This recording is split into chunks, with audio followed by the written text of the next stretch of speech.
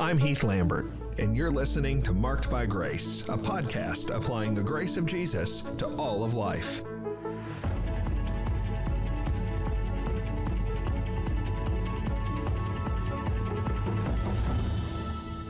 Okay, so it's the week of Valentine's Day, 2024, and we are going to have a little bit of a Valentine's Day theme, but I admit that it's not very romantic.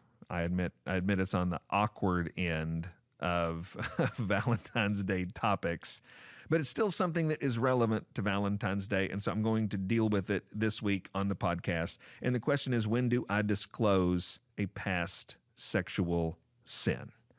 So a lot of folks are celebrating Valentine's Day this week. A lot of folks are growing in a deeper relationship with somebody to whom they're not married. They're getting to know, and this is a question that you might have. This is certainly a question that was asked of me this week, and so I want to talk about it this week on the podcast.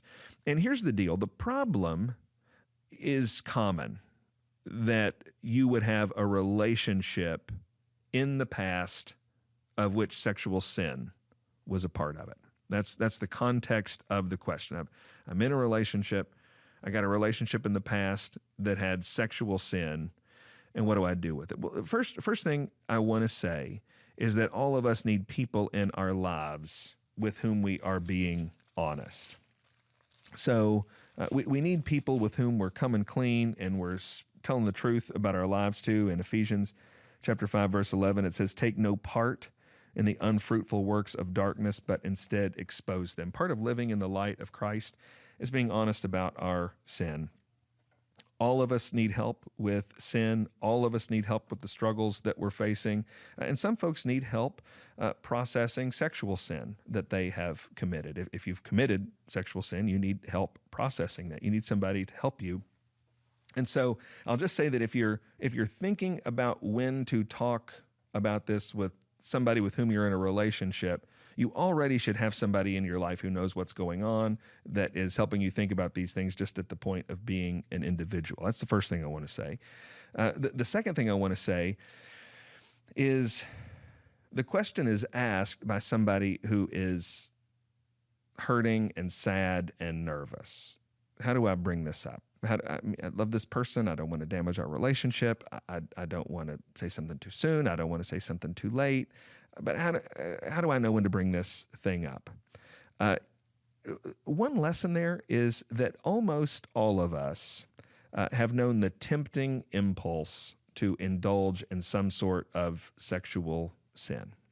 And in the moment of temptation, there are all sorts of reasons to fight against that temptation to indulgence. But one of the sad realities that we need to remember, one of the things we need to remember as we fight, is in the context of this question.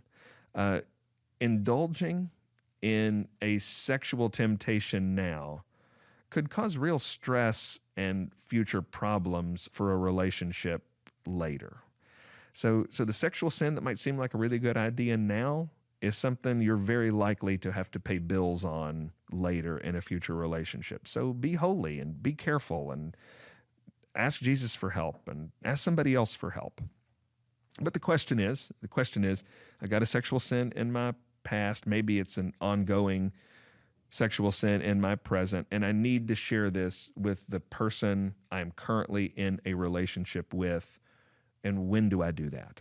That's a really tricky question, to be honest with you. It's a question that's come up, and I don't know how many conversations I've had over the years. And it requires a truckload of wisdom, because one temptation, as you think it through, is to talk about it too early. Talking about it too early in a relationship is usually inappropriate and socially awkward.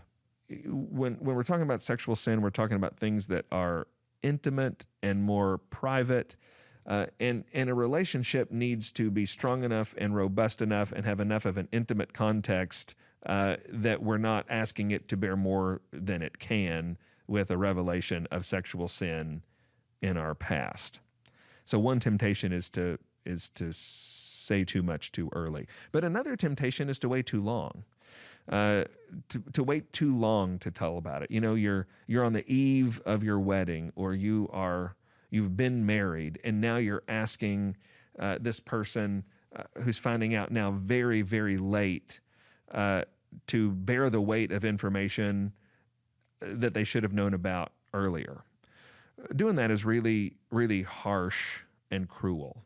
It doesn't give the other person the appropriate amount of time to process the information and honestly maybe make a different decision than they would have made if they had had all of the information. So the idea here is we want to not be so early that it's inappropriate and weird. We want to be not so late that it is harsh and cruel and we led somebody to make a decision based on less than all the facts. That's the tricky part. So what do you do?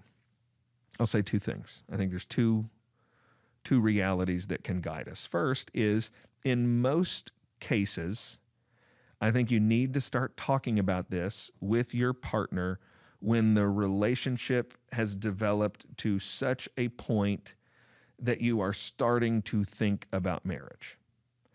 I don't mean that this needs to happen like the day necessarily before you get engaged. I certainly don't mean that it needs to happen like at the engagement party. Hey, let me tell you about this thing. I don't think that is also awkward and weird. I think when the relationship is developing to such a point that you're starting to think, I think it's time for us to get engaged. That is about the time when you need to talk about it. This isn't a moment that you're going to put on the calendar. It's more of a sense. It's more of a mood and a feel that addresses the temptation to blurt it out too early or to hide it too long. So I think that's the first piece of advice is when the relationship is at a point of development that you're thinking about getting engaged. Second thing, and it's actually probably more important than that, is you need to do this with a lot of wisdom and with a lot of counsel. You need to do this with the help of somebody else. This is tender enough and important enough and determinative enough that you shouldn't try to figure it out on your own, especially dependent on how extreme or how long term, how serious was the sexual sin. You really need some help to process this. In Proverbs chapter 15, verse 22, it says, "Without counsel plans fail, but with many advisors they succeed."